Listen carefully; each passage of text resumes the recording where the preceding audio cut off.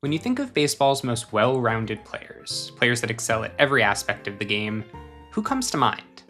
Willie Mays, perhaps? He's the quintessential five-tool player: contact, power, speed, glove, and arm. But he couldn't pitch, unlike another player that may come to mind, Shohei Ohtani. Ohtani can pitch, hit for contact, hit for power, and run the bases, but he doesn't play the field. Okay, what about Babe Ruth? Well, he was a great pitcher before he was a great hitter, and even though he rarely gets credit for it, he was a good defensive outfielder as well. But he wasn't very fast. There's only one player in MLB history to have an offensive WAR, defensive WAR, and pitching WAR all above 10 for his career. This player also stole 540 bases, hit from both sides of the plate, played 7 different positions, and served as a manager while playing. His name is John Montgomery Ward.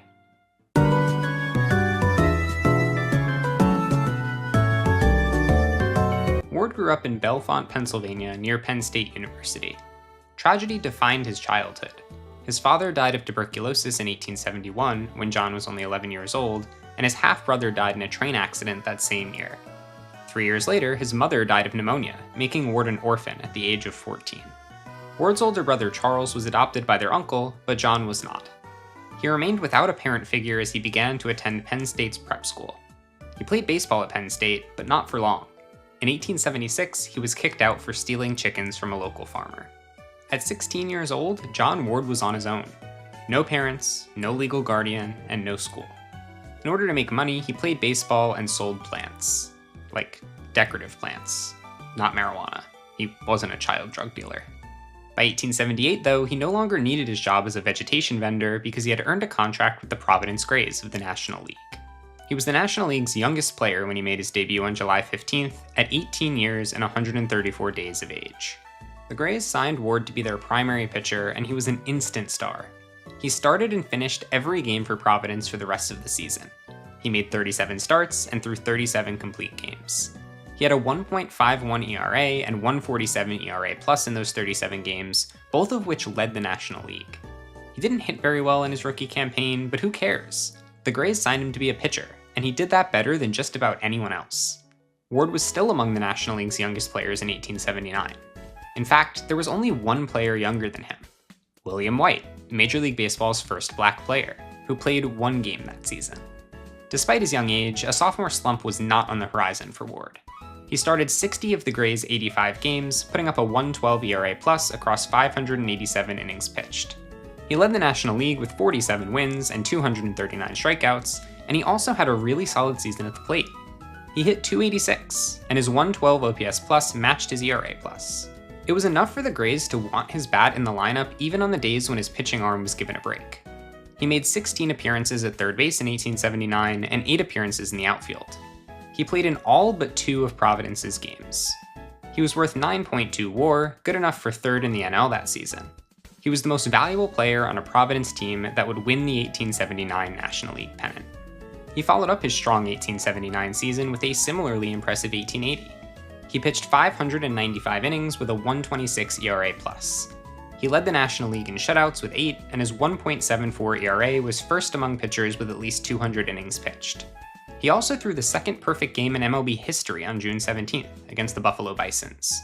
His feat came just 5 days after Lee Richmond threw the first ever perfect game. In the 144 years since, only 22 more perfect games have been thrown in the major leagues. Ward took a step back offensively in 1880, hitting only .228 with a 76 OPS plus, but he emerged as a fantastic defensive infielder, accumulating 7 fielding runs in only 25 appearances at third base and 2 appearances in the outfield. I'm going to talk about fielding runs a lot in this video, so let's quickly discuss what they even are and what they measure. Fielding runs are the defensive component of WAR. A player's D-WAR, or defensive WAR, is created from their fielding runs and their positional adjustment. From 2003 to present, fielding runs are based on defensive runs saved. For all seasons before 2003, though, the data used to calculate DRS is unavailable, so fielding runs are instead based on total zone. Total zone uses play-by-play data to estimate how many more or how many fewer outs a team got as a result of a particular player being on the field. Exactly how it does this varies by the data available. I'll link a more in-depth explanation of both WAR and total zone in the description if you're interested in learning more. For For those unacquainted with WAR, and specifically with Baseball Reference's version of WAR, accumulating 7 fielding runs in only 27 games in the field is ridiculously good. The MLB record for fielding runs in a season is 42, which Andrelton Simmons achieved in 2017. Simmons did this in 158 games at shortstop. If Ward continued to rack up fielding runs at the same rate, he would have been one shy of Simmons with 41 by game 158. His fielding percentage at third base in 1880 was .892, just 5 points back of the league lead and well above the league average for third basemen that season.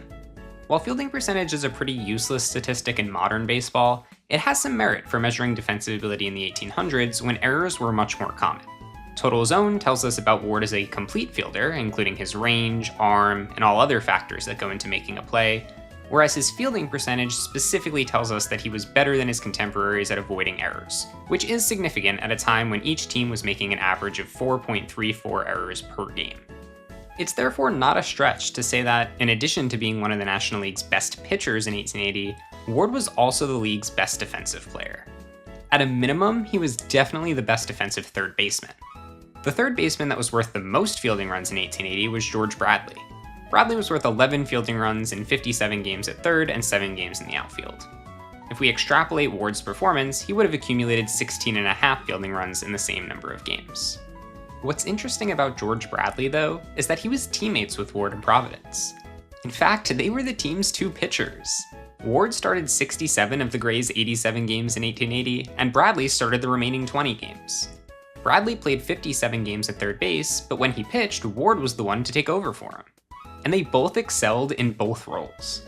They were both phenomenal fielders, they both held their own at the plate, and Bradley actually had an even better season on the mound than Ward did, with a 1.38 ERA and 1.59 ERA plus in 196 innings pitched. Major League Baseball's top 2 pitchers by ERA in 1880 were also the 2 best defensive third basemen that season, and they played on the same team. Ward finished second in baseball with 7.6 WAR in 1880, and Bradley was 7th with 4.6 WAR. In 2.5 seasons, from age 18 to age 20, John Montgomery Ward had pitched 1,516 innings with a 1.23 ERA plus and 585 strikeouts. He had a 90 OPS plus in 873 plate appearances, and 8 fielding runs in 51 appearances at third base and in the outfield. He had accumulated 21.5 WAR in only 206 games played. No pitcher in MLB history has pitched more innings, won more games, or thrown more shutouts through their age 20 season than John Ward.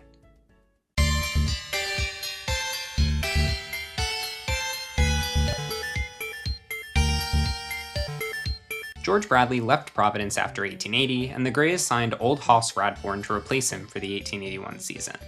Radbourn had made his major league debut for Buffalo the previous season, but was unable to pitch due to injury. He played only 6 games for Buffalo, 3 at second base and 3 in the outfield, before being released. The Grays still believed in his talent as a pitcher though, and they decided to gamble on him. Providence also signed 22-year-old rookie Jerry Denny to play third base. As a result of their new additions, Ward's role changed. Despite his fantastic performance as a pitcher the previous season, he split time on the mound evenly with Radbourn in 1881. And despite his remarkable defense at third base, Ward did not play a single inning at third in 1881. Denny played every game at the hot corner for Providence that season. On days that he didn't pitch, Ward mostly played right field, though he did also make 4 appearances in center and 13 appearances at shortstop. Conventional wisdom says if it ain't broke, don't fix it. Not only was Ward not broken, but he was really good in the roles that he had occupied the previous season. Nevertheless, Providence tried to fix something that wasn't broken, and in the process, they may have caused Ward to break a bit. He was still a solid pitcher, but he didn't perform as well in a part-time role compared to his performance as a full-time pitcher the previous 3 seasons. His walk rate was up, his strikeout rate was down, his ERA was up, his FIP was up, and his WHIP was up. He had a 1.24 ERA plus, which is great, but it doesn't tell the whole story, as he allowed a lot more unearned runs than expected. In the early 1880s, around half of the runs allowed by pitchers were usually unearned, due to the high volume of errors made by fielders. This was the case for Ward in 1880. He allowed 115 earned runs and 115 unearned runs. In 1881, however, he allowed 78 earned runs, but 105 unearned runs. Those unearned runs don't count towards his ERA or ERA+, but they are still at least partially his fault. By contrast, Radbourne allowed 10 more earned runs than Ward did in 1881, but he allowed 21 fewer runs in total.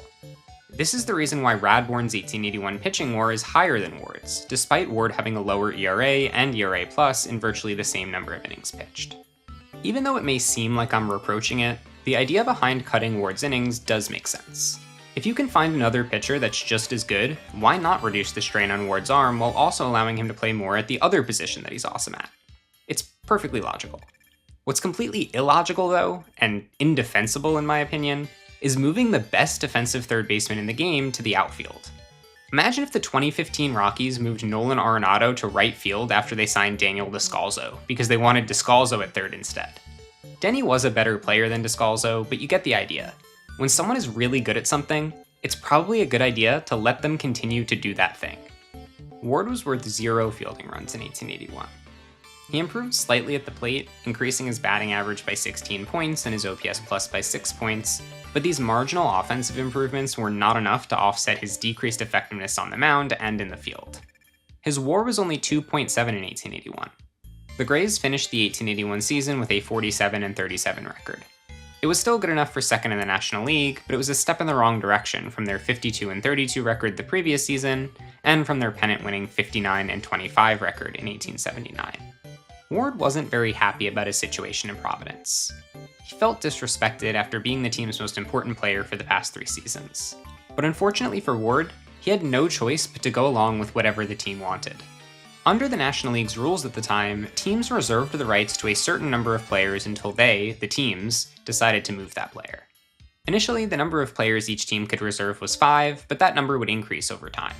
When a reserved player's contract expired, the team still had the sole rights to that player, and they were the only ones permitted to negotiate a new contract. If he was able to, Ward may have chosen to sign with a different team after 1881 in order to restore his larger role, but the choice was not his to make. Ward began to develop resentment toward the league and its reserve clause, as it was called, and this feeling would only be heightened as Providence reduced his role even further in 1882. Radbourne became the clear number 1 pitcher for the Grays in 1882. Ward was the backup. He pitched only 286 innings to Radbourne's 466 innings. It was the fewest innings Ward had pitched in a season thus far in his career, including his 1878 rookie campaign when he joined the team halfway through the season. He had a 1.10 ERA plus in those 286 innings. His offensive numbers were almost identical to his numbers from 1881. His .245 batting average and 83 OPS plus were each just a single point higher than the previous season. He made 47 appearances in right field, 2 appearances in center field, and 4 appearances at short. He was once again worth 0 fielding runs. Ward now had 2 seasons in a row of play that was disappointing compared to the heights he had reached at the beginning of his career. It looked as if he was washed up at only 22 years of age.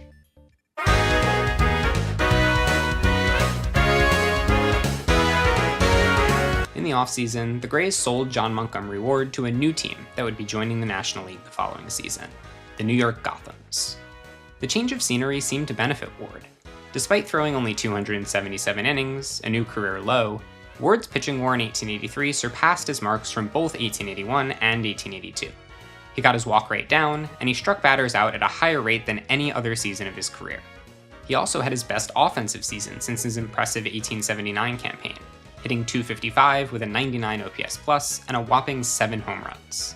That may seem like sarcasm, but it's not. 7 home runs was quite impressive back then. It actually tied him for 9th all-time on the single-season home run leaderboard. Defensively, he was worth 6 fielding runs. The Gothams changed Ward's role slightly, using him primarily as a center fielder during his non-pitching days rather than a right fielder. He made 45 appearances in center field, 11 appearances in right field, 5 appearances at third base, 2 appearances at shortstop, and 1 appearance at second base.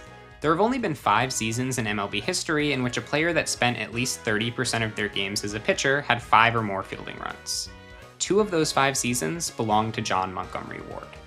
Ward also decided to improve himself off the field as he enrolled in law school upon arriving in New York. And not just any law school, Columbia University's School of Law. Despite being expelled from high school at 16 years old, Ward was very intelligent. Intelligent enough to attend an Ivy League university for law school, and, according to legend, intelligent enough to speak 5 languages fluently. In the coming years, he would apply that intelligence to baseball. Ward was worth 4.6 WAR in 1883. That includes pitching, hitting, and defense, but not his law school grades, unfortunately. It was a big improvement from his previous 2 seasons. He still wasn't quite as productive as he was at the start of his career, but he seemed to be gradually returning to form in New York. Then, everything changed when the bases attacked. Early in the 1884 season, Ward injured his pitching arm while sliding into a base. His career as a pitcher was over at just 24 years old. From 1878 to 1884, Ward pitched 2,469 2/3 innings. He pitched 245 complete games and 24 shutouts. He had a career 2.10 ERA and 1.19 ERA+, and accumulated 28.1 WAR from pitching alone. All of that was now over, but his career wasn't, because pitching wasn't Ward's only skill. After his injury, Ward transitioned to a full-time position player, switching time between center field and second base for the remainder of the 1884 season. He also decided that he felt like batting left-handed, even though he had hit from the right side of the plate thus far in his career. He became primarily a left-handed hitter for the rest of his career, though he would sometimes hit from the right side against left-handed pitchers. And as if those 2 major changes weren't enough, there would be a third by the end of the season. Ward would take over managerial duties for the Gothams from Jim Price in September, and serve as an interim player-manager for the remainder of the season. On the field, Ward's 1884 season was probably the worst of his career. He was worth just 1.5 WAR, with most of his value coming from defense. He was a below-average hitter with a 91 OPS+, and the 60 2/3 innings that he pitched prior to his arm injury weren't very good. But he survived. His pitching arm, his most valuable tool, was taken from him, but his other tools were good enough to keep him in the major leagues.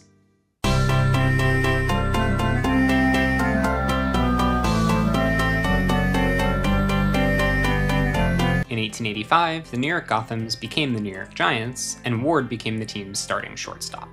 He had only made 19 prior appearances at short in his career, but in 1885, Ward played 111 of the team's 112 games there. For the first time in his career, John Ward stuck to a single position. And with how well he played that position, it makes sense that the Giants didn't want to move him around. His .904 fielding percentage was 32 points above league average, and second best among National League shortstops. He led National League shortstops in putouts and double plays turned, and he was second in fielding runs. He had his worst offensive season since his rookie year, hitting only .226 with a 74 OPS+, but it didn't matter. In an era of bunters and ground ball hitters, infield defense was extremely important, and paramount among the infield positions was shortstop. In 1885, you'd take 13 fielding runs and a 74 OPS+ from your shortstop every day of the week. Despite his poor hitting, he was worth 2.4 WAR. His WAR was only 0.2 wins lower than that of Sam Wise, the best hitting shortstop of the NL that season, despite Wise's OPS+ being 64 points higher than Ward's. As you can probably tell, Ward's career was one of constant evolution. First, he dominated as a pitcher at only 18 years of age. Then he became a two-way phenom, proficient on the mound and at the plate. Then he was simultaneously one of the game's best pitchers and best defensive third baseman. Then he became a power hitter, while splitting time between pitcher and outfield. Then he became a player manager, albeit temporarily. And then he became a full-time shortstop, and was one of the best defensive shortstops in the National League. And starting in 1885, Ward's baseball career would begin to evolve off the field as well. He decided that season to put his Columbia Law degree to use. He founded the first baseball players union, called the Brotherhood of Professional Baseball Players. Despite being an 8-year MLB veteran, Ward was just 25 years old when he decided to spearhead the fight for players' rights. The primary target of his union was the infamous reserve clause, which allowed teams to maintain control of players even when they were not under contract, and which had provoked the ire of Ward during his tenure in Providence. Within a year, the vast majority of National League players had joined the union, but the National League refused to recognize it. The Brotherhood, led by Ward, would quarrel with the National League and, to a lesser extent, the American Association, which was a second major league introduced in 1882, for the next 5 years over salaries, the rights of players, and the dynamics between players and team owners. Tensions between the Brotherhood and the leagues would reach a boiling point in 1889, but let's not get ahead of ourselves. Ward still has like 15 other things to accomplish before we get there.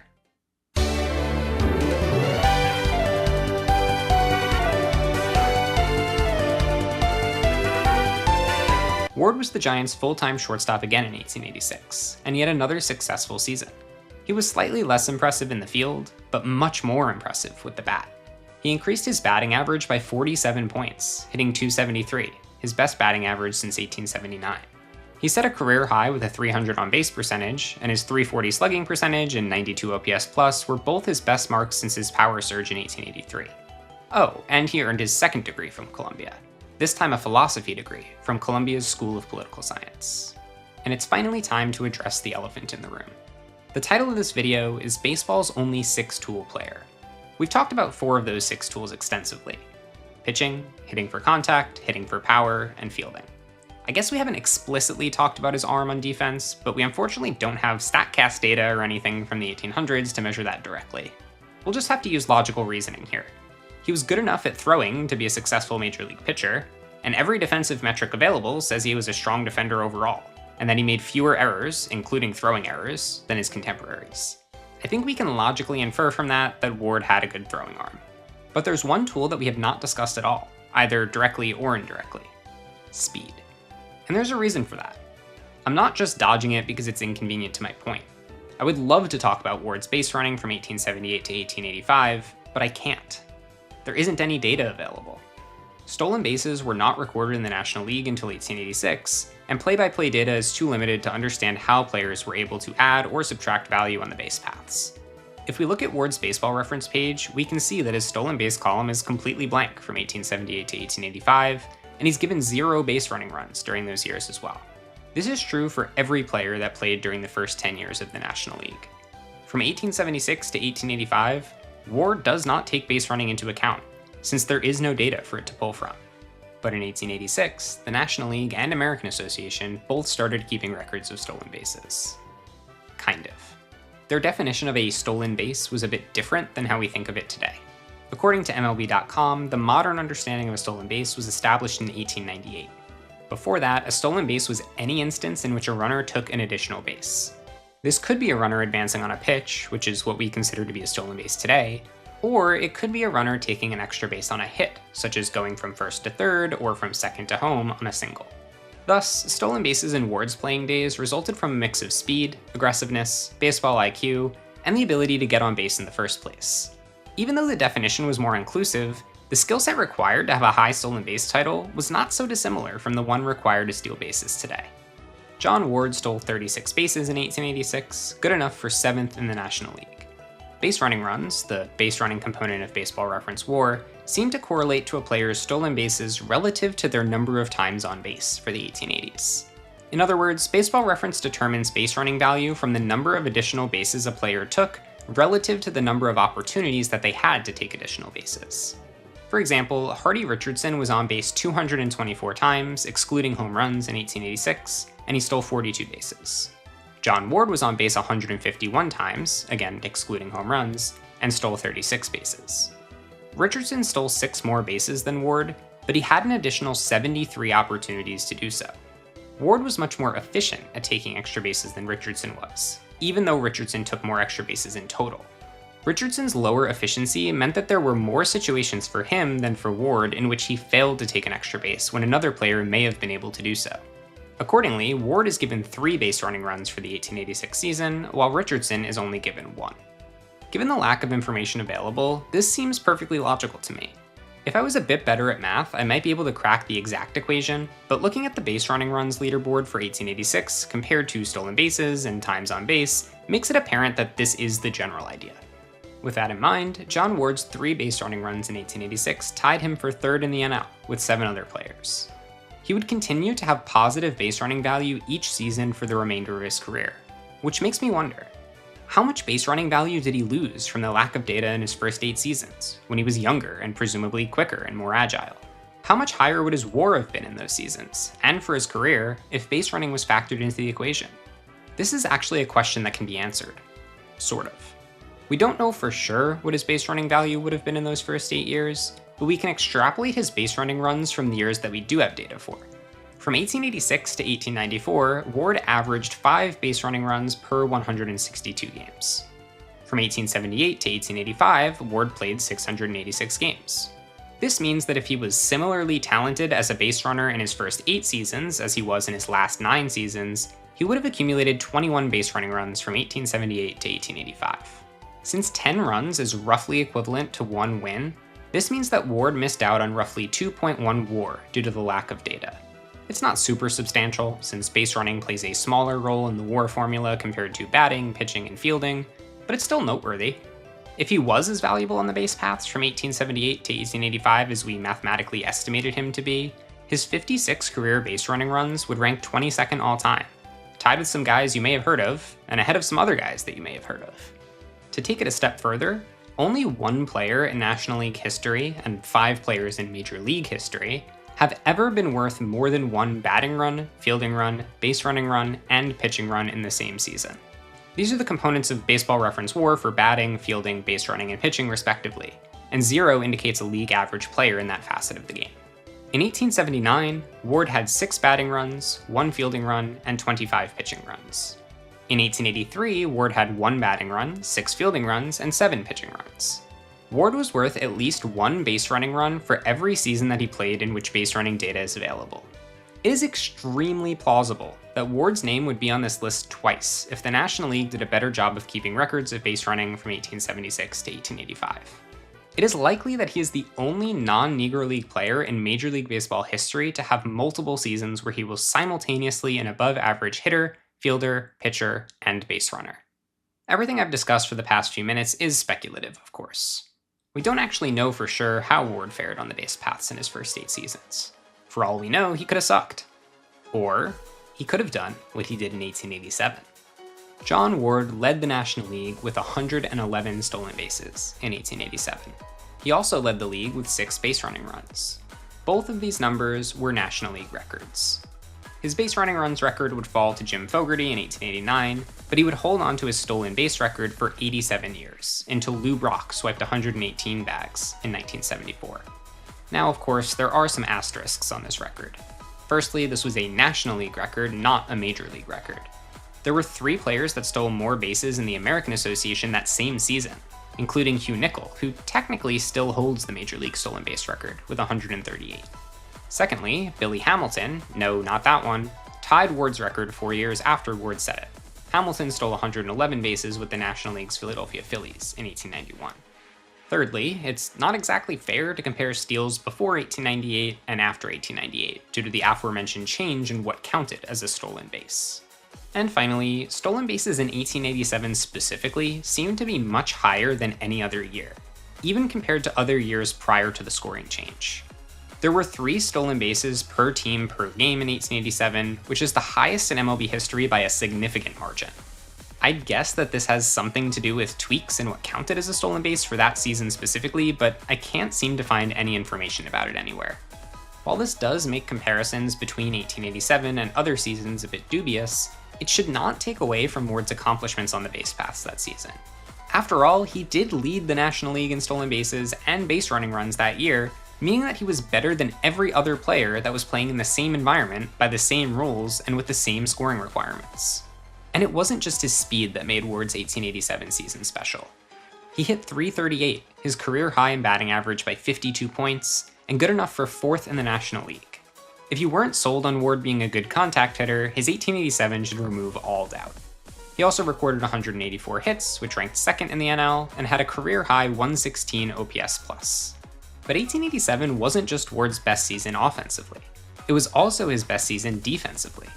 He was worth 26 fielding runs at short, making him not only the most valuable shortstop in both the National League and American Association, but the most valuable defender at any position in either league. 26 fielding runs was actually an MLB record at the shortstop position, and it wouldn't be broken until Terry Turner totaled 34 fielding runs in 1906. Ward also had a .919 fielding percentage, tops among all Major League shortstops in either league that year.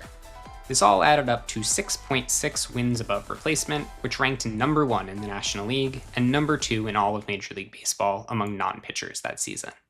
While in the midst of his impressive season, Ward published a scathing article in Lippincott's Magazine of Popular Literature and Science about the way baseball players were treated by team owners.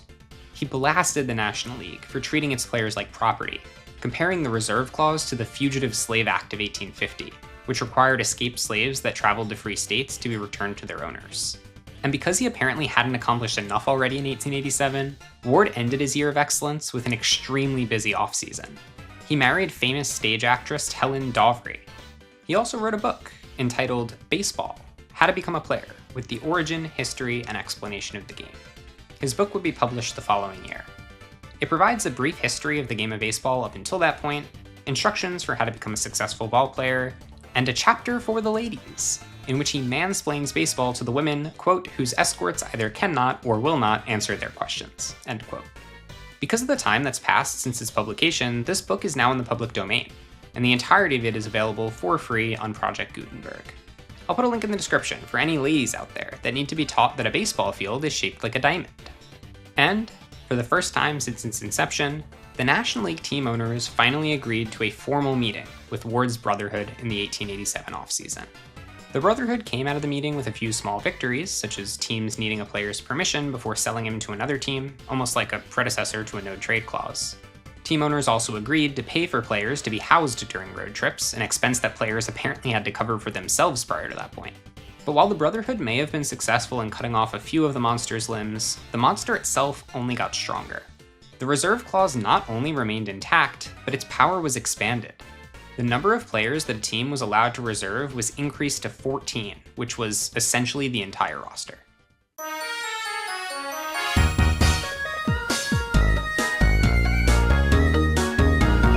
Ward came back down to earth in 1888. He was still a productive player, but he regressed in just about every stat.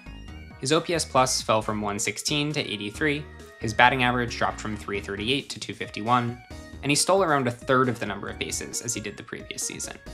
His defense took a hit too, from one of the best defensive seasons the game had seen up until that point to league average. He was worth just 2.1 WAR. He was still a serviceable player, but it was certainly a disappointing way to follow up his fantastic 1887 season. Despite Ward's regression, the Giants won the 1888 National League pennant with an 84-47 record. They played the St. Louis Browns of the American Association in the World Series, or I guess the beta version of the World Series, and Ward shined, hitting .379 with an .814 OPS and 6 RBIs. The Giants would win the series 6-4. The 1889 season was more of the same for Ward. He was worth 2.1 WAR once again, and although he got his offensive numbers up, so did the rest of the league.